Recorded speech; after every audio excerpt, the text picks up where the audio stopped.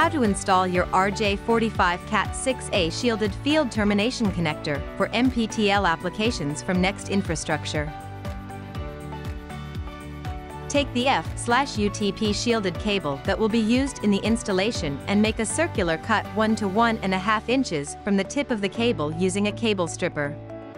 Peel off the jacket. Pass the blocking cap through the cable.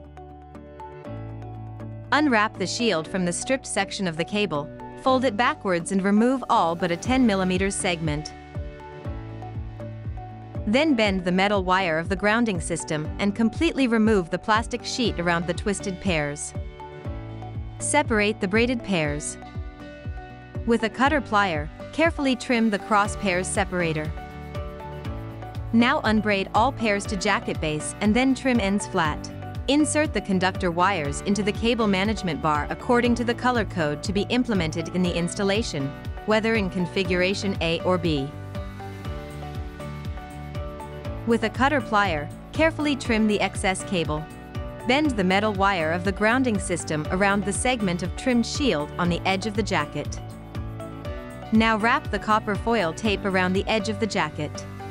Attach the cable management bar to the IDC terminals, applying pressure to snap it into place. Now lower the cap to close the plug jack. Press it down until it snaps. Attach the blocking cap.